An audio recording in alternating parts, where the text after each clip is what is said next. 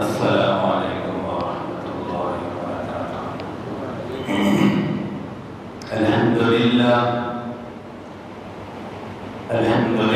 نحمده ونستعینه ونستغفره ونؤمن به ونتوکل علیہ ونعوذ باللہ من شرور انفسنا ومن سیئات اعمالنا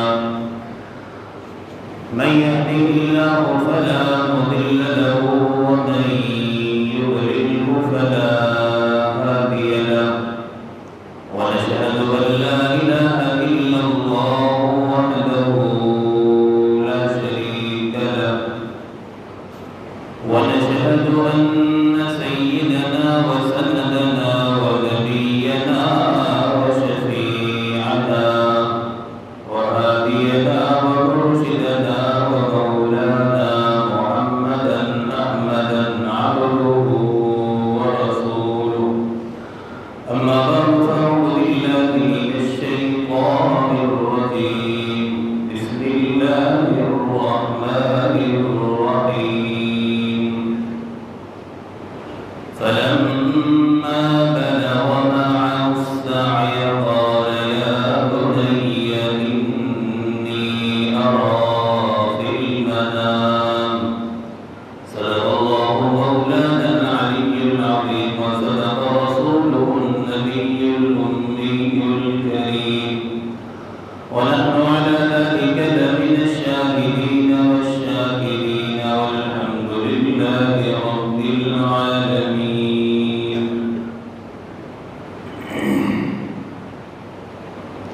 اللهم صل على سيدنا محمد وعلى آل سيدنا محمد وبارك وسلم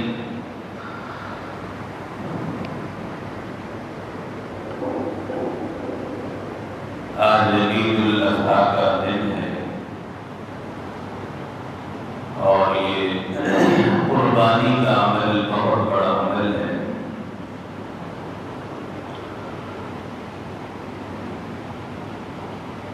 اور یہ سنت ابیکم ابراہیم علیہ السلام کی قربانی یہ سنت عمل ہے۔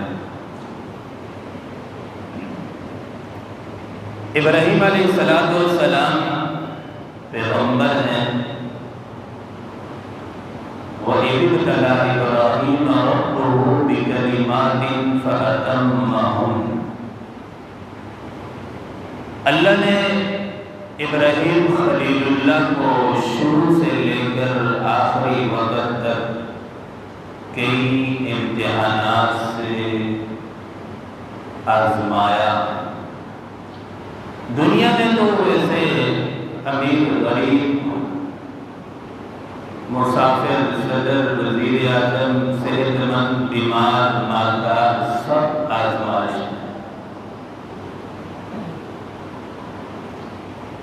صحت مند کو اللہ پاک صحت دے کے آزماتے ہیں کہ یہ کیا کرتا ہے، بدماشی کرتا ہے یا میری فرما برداری کرتا ہے۔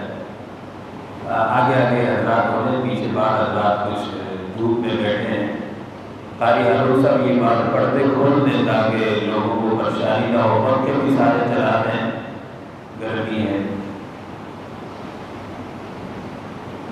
جو بعض حضرات شمالی افغانستان میں بیٹھے ہیں اندر تشریف لیں، انشاءاللہ بات سنیں گے فائدہ ہوگا۔ اندر جگہ ہے، اندر تشریف لیں۔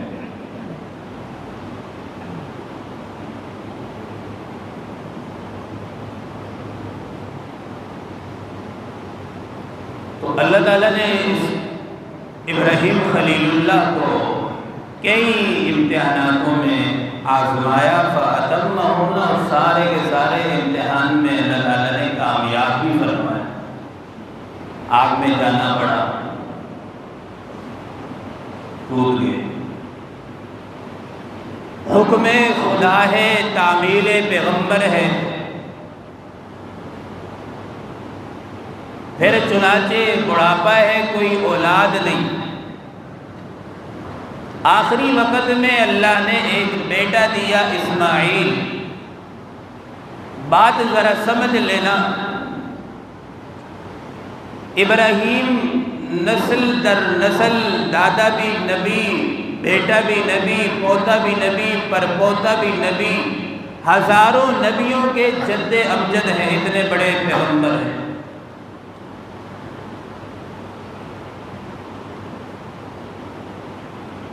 اور یہ قاعدہ ہے، اصول ہے، جو جتنا بڑا ہوتا ہے اس سے امتحان بھی اس درجے کا لیا جاتا ہے۔ ایسا کبھی نہیں ہوتا کہ KG1 میں پڑھنے والے سے امتحان میٹرک کے پیپر کا لیا جائے، ایسا نہیں ہوتا۔ آسان لفظوں میں یہ سمجھیں کہ جس کا جتنا بڑا ایمان ہوگا درجے کا، اس کا امتحان بھی اتنا بڑا ہوگا۔ ہر ایک کو اللہ پاک آزماتا بھی نہیں۔ تو خیر، ابراہیم خلیل اللہ کو اللہ نے کئی امتحانات لیے۔ اب بیت اللہ کی تعمیر ہے، ابراہیم خلیل اللہ مستری بنے ہوئے ہیں، بیٹا اسماعیل ذبیح اللہ مزدور ہے۔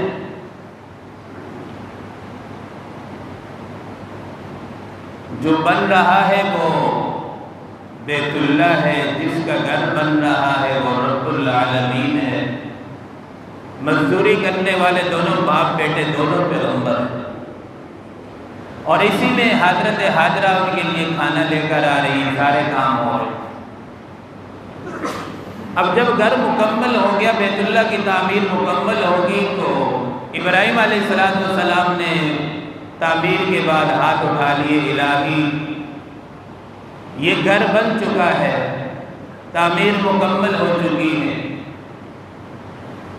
ربنا تقبل منا انک انت السمیع العلیم، کہ الہی اب تو اس گھر کو قبول بھی فرما۔ یہاں سے یہ پتہ چلا کہ ہر نیک عمل کے بعد ہمیں دعا بھی کرنی چاہیے کہ اللہ میں نے نماز پڑھی ہے، محض تیری توفیق سے پڑھی ہے، تو اس کو قبول بھی فرما۔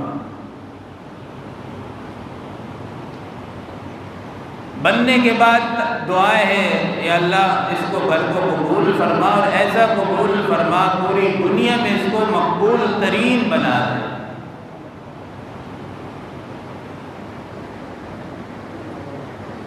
دعائیں کرنے والے حضرت ابراہیم علیہ السلام ہیں،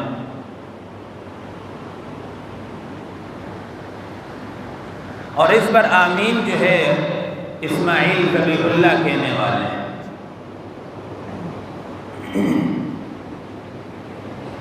اور حضرت ابراہیم خلیل اللہ نے ایک دعا یہ بھی فرمائی کہ الہی اس گھر بیت اللہ میں جو بھی تیرا بندہ آئے، جوان ہے، بوڑھا ہے، جب وہ بیت اللہ کے چکر لگائے، طواف کرے، تو الہی اس کے اگلے پچھلے سارے گناہ کو معاف فرما دے۔ ہزاروں سال پہلے پیغمبر میرے اور آپ کے لیے دعا کر رہا ہے۔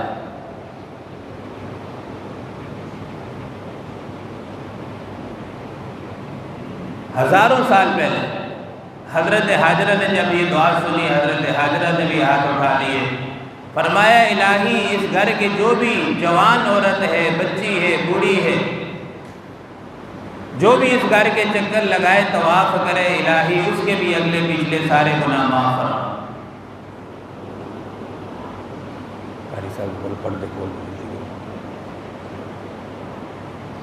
چنانچہ اسی دوران پروردگار عالم نے خواب کے ذریعے سے ابراہیم خلیل اللہ نے خواب دیکھا۔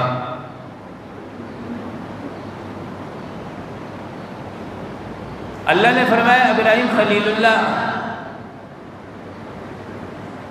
کے راستے میں قربانی کرو۔ حضرت ابراہیم علیہ السلام نے 100 اونٹ قربان کر دی اللہ کے راستے میں۔ پھر ایک دن گزرا، خواب دیکھا، اللہ نے پھر خواب میں فرمایا کہ ابراہیم خلیل اللہ کے راستے میں قربانی کر۔ ابراہیم خلیل اللہ نے پھر 100 اونٹ قربان کر دی۔ اب تیسرا دن ہے، یہی مہینہ ہے، پھر خواب آ رہا ہے۔ اب تیسرے دن خواب میں اللہ نے فرمایا او خلیل، اللہ کے راستے میں وہ چیز قربان کر جو پوری دنیا میں سب سے زیادہ تجھے پیاری ہو، سب سے محبوب چیز ہو۔ لن تنالوا البر حتی تنفقوا مما تحبون، اللہ کے راستے میں وہ چیز صدقہ کرنی چاہیے جو ہمیں سب سے زیادہ محبوب ہو۔ اور ہمارا ایمان کیا ہوتا ہے، آج کل بچی ہوئی چیز، بچا ہوا کھانا، چلو اللہ کے مہمان جو مدرسے میں پڑھ رہے ہوتے ہیں ان کے لیے بھیج دو، اچھی چیز اپنے لیے، اچھا مال اپنے لیے، بچہ کچا بھیج دو مدرسے میں۔ اللہ فرما رہے کہ اے خلیل، جو تجھے سب سے زیادہ محبوب چیز ہے وہ اللہ کے راستے میں قربان کر۔ حضرت ابراہیم سمجھ گئے کیونکہ پیغمبر تھے، فوراً آسمان کی طرف سر اٹھایا کہ اللہ، یہ بیٹا مجھے آپ سے زیادہ محبوب نہیں ہے۔ قرآن میں نا انما اموالکم و اولادکم فتنہ، یہ اولاد مال یہ فتنہ ہے، اولاد کی وجہ سے، مال کی وجہ سے انسان نمازیں قضا ہوتی ہیں، دین میں پیچھے رہتا ہے مال اور اولاد کی وجہ سے۔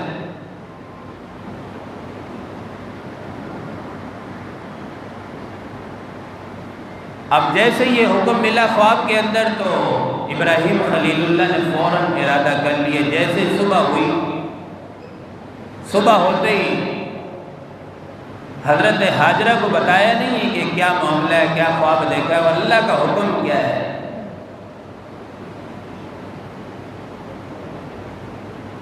فوراً گھر والی کو کہا کہ اس کو نہلاؤ دھلاؤ، تیار کرو، اس کو دعوت پر لے کر جانا ہے۔ نہلا دھلا کے تیار ہو گئے، کپڑے پہن لیے، ساتھ لے چل پڑے، اور ساتھ نے چھری اور رسی بھی لے لی۔ چونکہ ابراہیم خلیل اللہ کا ارادہ تو پکا تھا کہ چاہے گھر والی مانے یا بیٹا مانے یا نہ مانے، میں نے اللہ کے راستے میں قربان کرنا۔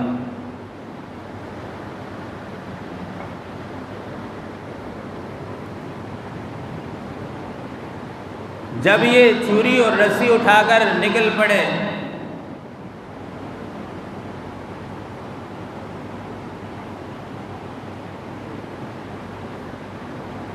تو شیطان سب سے پہلے بڑا ولی بن کر آیا، بڑا بابا بن کے آیا، ہاتھ میں تسبیح ہے، ایک ہاتھ میں سوٹا، ایک ہاتھ میں تسبیح، سر پہ بڑی پگڑی، جبہ کبہ پہن کے آیا تاکہ عورت میری بات مان لے۔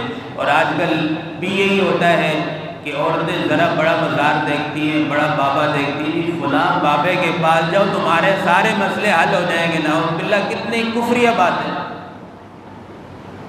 ابراہیم خلیل اللہ نے تو ہمیں توحید سکھلا دی ہے، آگ میں جا کر کہ سب کچھ کرنے والی ذات اکیلے اللہ کی ہے، اللہ کا نہ کوئی وزیر ہے، نہ کوئی مشیر ہے، نہ کوئی مشورہ دینے والا ہے، اکیلی ذات اللہ کی چلانے والی پوری کائنات کا نظام۔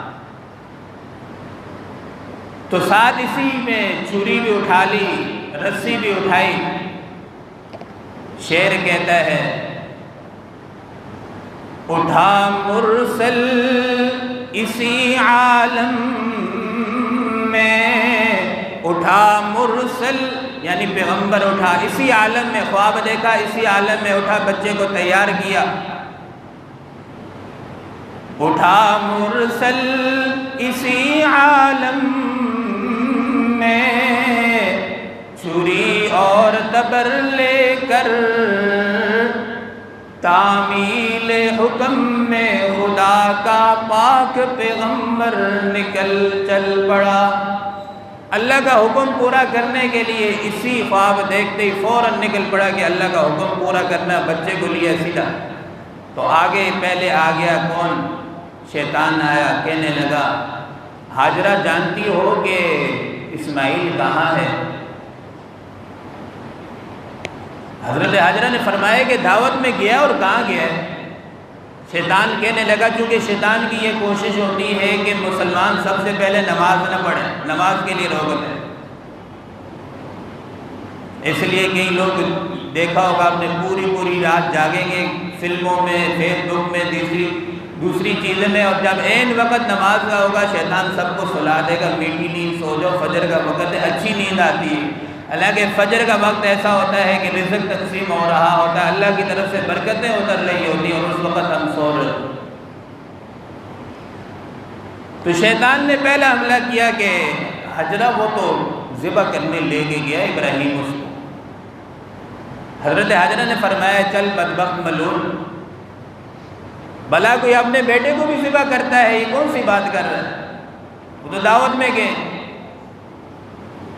پھر اس نے شیطان نے کہا نہیں وہ دعوت میں نہیں، ذبح کرنے گئے۔ پھر حضرت عورت ذات ہے دیکھیں، لیکن ایمان دیکھیں، کیا ایمان اللہ نے عطا فرمایا۔ ایمان کیوں نہ ملتا؟ پیغمبر کی گھر والی ہے، پیغمبر کے گھر میں پرورش ہو رہی ہے۔ حضرت حاجرہ نے اٹھائی کنگری ماری، فرمایا ملعون دفع ہو جا، اگر یہ اللہ کا حکم ہے، یہ ایک اسماعیل نہیں 1000 اسماعیل خدا کی قسم اللہ کے حکم پر قربان ہے۔ قربانی کا اصل مقصد یہی ہے کہ جیسے ہم بڑے سے بڑا جانور اللہ کے نام پہ قربان کرتے ہیں، تو اپنے نفس کی خواہشات جب آ جائے نا سامنے، تو اس وقت ہم اپنی نفس کو بھی قربان کرنا سیکھ لیں، تو یہ اصل قربانی کا مقصد ہے۔ اللہ کا حکم ہے نگاہ پاک رکھنی ہے، ناپاک نہیں کرنی، تو یہ ہے اصل قربانی۔ نگاہوں کو بچا لیں، پاک رکھیں، ناپاک نہ کریں، یہ اصل قربانی ہے۔ کان ناپاک نہیں کرنے، پاک رکھ لیں، یہ اصل قربانی۔ قربانی کا مقصد ہی اصل یہی ہے، وَلَٰكِن يَنَالُهُ التَّقْوَىٰ مِنْكُمْ۔ اب شیطان نے سمجھا کہ یہاں بھی میرا بس نہیں چل رہا، تسبیح بھی ہاتھ میں، تسبیح نہیں بلکہ بڑا تسبیح ہاتھ میں ہے۔ آ گیا اسماعیل ذبیح اللہ کے پاس کہ بھائی ابا تجھے کہاں لے جا رہا ہے، تجھے پتا ہے ذبح کرے گا ذبح۔ اسماعیل علیہ السلام نے بھی اٹھایا، کنگری اٹھائی ماری، ملعون دفع ہو جا۔ کہاں میں اسماعیل علیہ السلام کی وہاں عاجزی دیکھو، فرمایا کہاں میں اور کہاں میرے اللہ کا حکم، ہم کہاں اس قابل کہ اللہ مجھے حکم دے، اگر اللہ نے مجھے حکم بھی دیا تو میری 1000 جانیں اللہ کے حکم پر قربان۔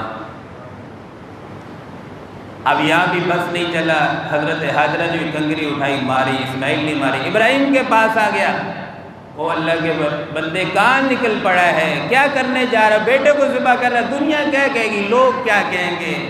اللہ اکبر۔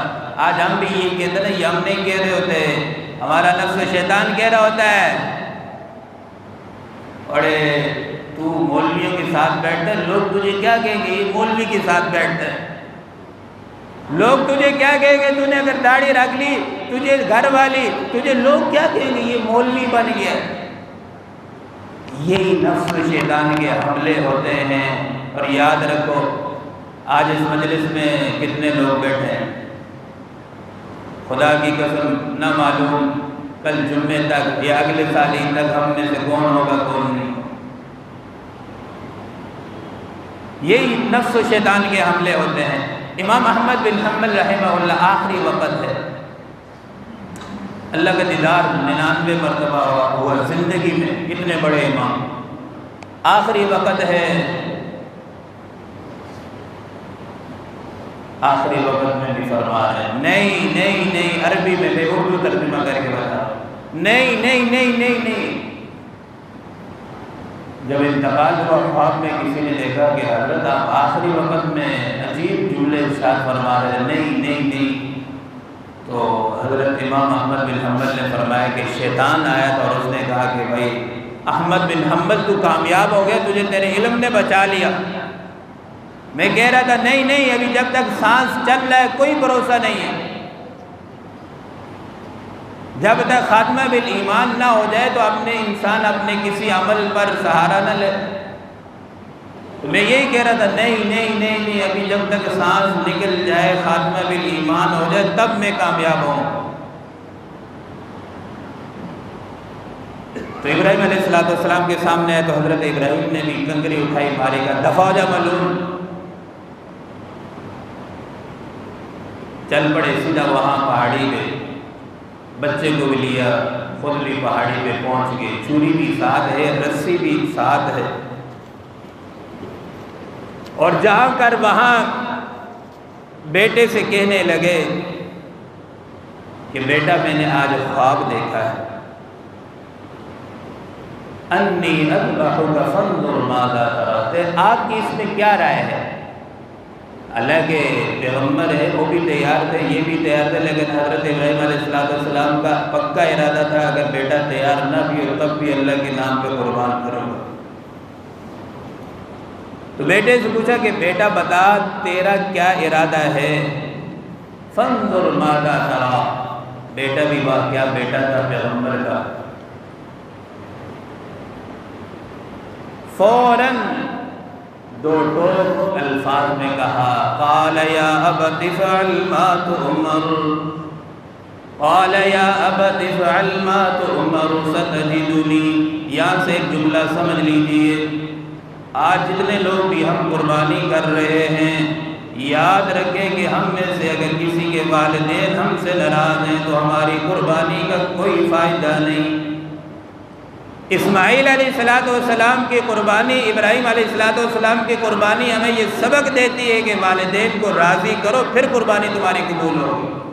خالی بڑے بڑے جانور کاٹنا یہ قربانی نہیں ہے، اصل قربانی یہ ہے کہ والدین تم سے راضی ہوں، اللہ تم سے راضی ہو، یہ قربانی۔ قرآن میں اللہ نے خود فرمایا لن ینال اللہ لحومها ولا دماؤها، یہ جو قربانی تم کرتے ہو، جانور کاٹتے ہو، بیل گائے جتنے بھی کاٹتے ہو، اللہ کو گوشت تھوڑی پہنچتا ہے، نہ خون پہنچتا ہے، نہ بال پہنچتے ہیں، نہ کھر پہنچتے، کچھ بھی نہیں پہنچتا، پھر کیوں اتنی بڑی قربانی کرائی جاتی ہے؟ مقصد کیا ہوتا ہے؟ وَلَٰكِن يَنَالُهُ التَّقْوَىٰ مِنكُمْ، تاکہ تمہارے اندر تقویٰ آ جائے۔ تم 90 لاکھ کا جانور قربان کر سکتے ہو تو اپنے نفس کی خواہشات بھی قربان کرنا سیکھو، اصل مقصد قربانی ہے یہی۔ اسی عالم میں پروردگار عالم نے حکم دیا کہ قربانی کر بیٹے کی۔ ابراہیم علیہ السلام نے حضرت اسماعیل علیہ السلام کو لٹا لیا۔ لٹانے کے بعد اسماعیل علیہ السلام نے 2 مشورے دیے کہ ابا قربان جاؤ، کیا جملے ہیں پیغمبر کے۔ فرمایا ابا مجھے جب لٹائی ہو تو میرے ہاتھ باندھ دینا تاکہ حرکت نہ کر سکوں اور اللہ کا حکم پورا کرنے میں تاخیر نہ ہو، اور دوسرا ابا یہ کرنا کہ جب مجھے لٹا دو، لٹانے کے بعد میری آنکھوں میں پٹی باندھ لینا تاکہ باپ بیٹے کی آنکھیں ملنے کے بعد کہیں محبت اللہ کے حکم میں تاخیر میں سبب نہ بن جائے۔ ہوتا ہے نا ذبح کرتے وقت باپ بیٹے کی محبت غالب آ جائے تو کہیں چوری چلنے میں دیر نہ ہو جائے۔ کیا مشورہ ہے! آج ہم بھی دیکھیں کہ اللہ کے حکم کے لیے ہم کتنی چیزیں چھوڑتے ہیں۔ کوئی ہمیں کہہ دے کہ بھئی اللہ کے لیے آپ یہ چیز چھوڑ دو تو ہم غور کریں اپنی ذات پر کہ میں کتنا اس چیز کو چھوڑ دوں۔ یہاں تو بیٹے قربان ہو رہے ہیں، کوئی جانور ذبح نہیں کیا جا رہا، لخت جگر ہے۔ بڑھاپے میں ایک ہی بیٹا ملا، وہ بھی حکم تب ملا جب بیٹا جوان ہونے لگا، پھلنے پھولنے لگا۔ اللہ نے بھی آزمانا تھا کہیں ایسا تو نہیں ہے کہ میری محبت سے زیادہ ابراہیم کے دل میں بیٹے کی محبت تو نہیں آ گئی۔ ابراہیم علیہ السلام نے لٹایا ہوا ہے، اوپر پاؤں رکھا ہوا ہے، چھری چلا رہے، چھری چل لی نہیں، کاٹ لی نہیں۔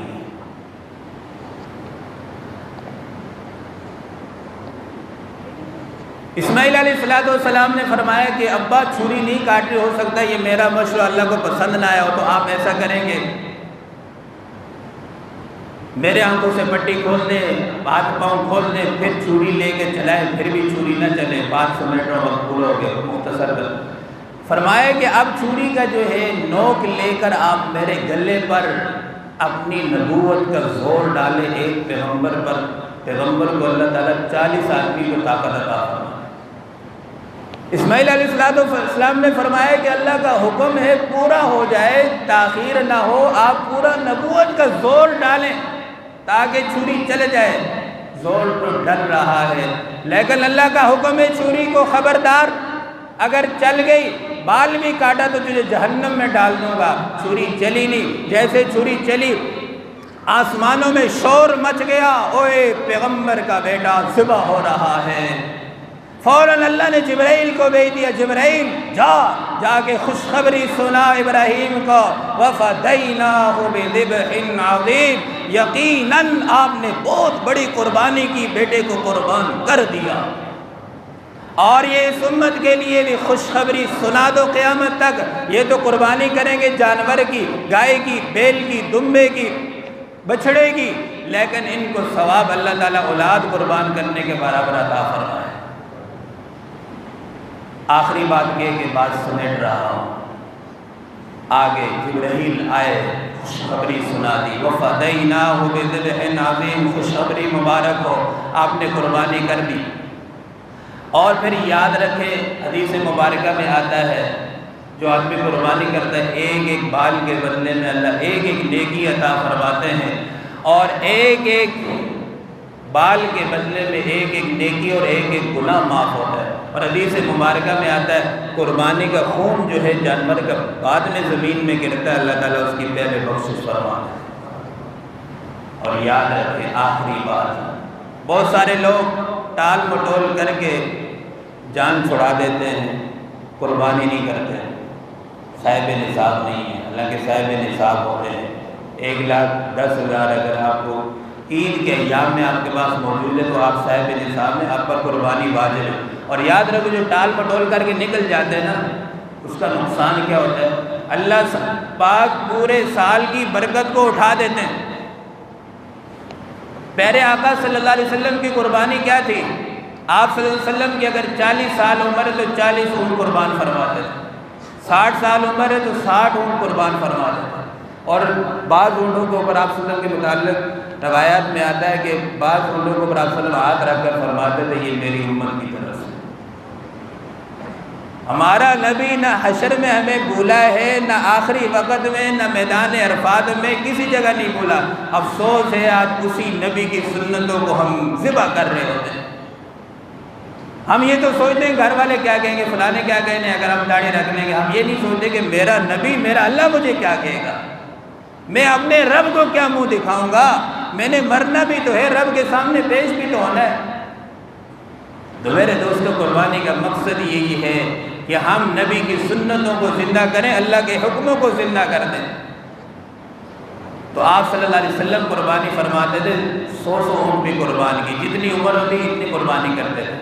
تو اس لیے ہمیں چاہیے ہم قربانی کریں، اگر قربانی واجب ہے تو اس کو ضرور ادا کریں۔ اور آخری بات، قیامت والے دن پل صراط پر یہ قربانی کے جانور ہمارے لیے سواریاں ہوں گی اور وہاں بھی ہمیں کام آئیں گی۔ اب ہم عید کا طریقہ سن لیتے ہیں، پھر نماز ہوگی۔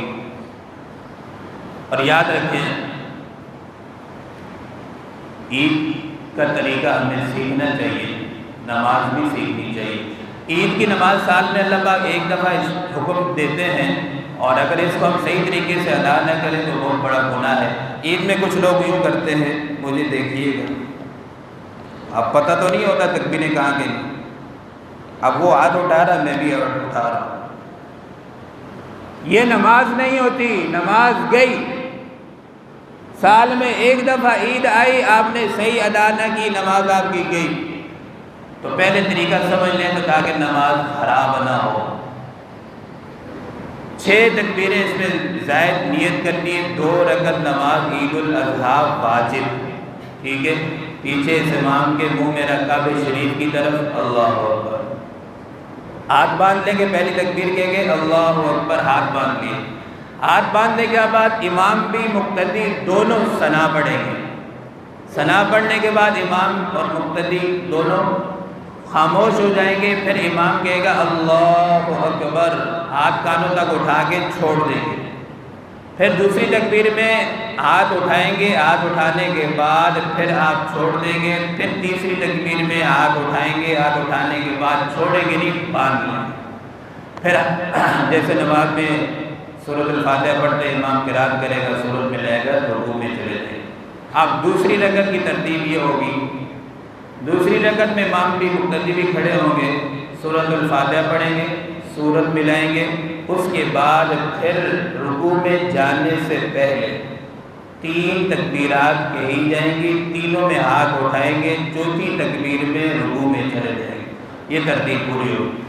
اور اس کے بعد پھر فوراً دعا ہوگی، دعا کے بعد خطبہ ہوگا، خطبہ سننا بھی لازمی ہوگا، خطبے کے بعد پھر آپ گھر ہو جائیں، اللہ کے راستے میں جانور قربان کریں، اور جانور قربان کرنے کے بعد یاد رکھیں کہ قربانی کی کھالیں اچھی جگہ پہنچانا بھی، یہ بھی آپ کی ذمہ داری ہے۔ آپ دیکھ رہے ہیں یہ آپ کا ہی مدرسہ ہے، مسجد ہے، کافی تعداد میں الحمدللہ طلباء پڑھ رہے ہیں، ٹھیک ہے، تو ان کے لیے آپ خود کھالیں پہنچائیں، بہت زیادہ ثواب ہے۔ گوشت قربانی کر رہے ہیں تو گوشت بھی طلباء کے لیے پہنچائے، یہ آپ لوگوں کا حق ہے۔ اللہ تعالیٰ آپ سب حضرات کی قربانی کو قبول فرمائے۔ ابھی نماز پڑھ لیتے ہیں، صف سیدھی فرمائے۔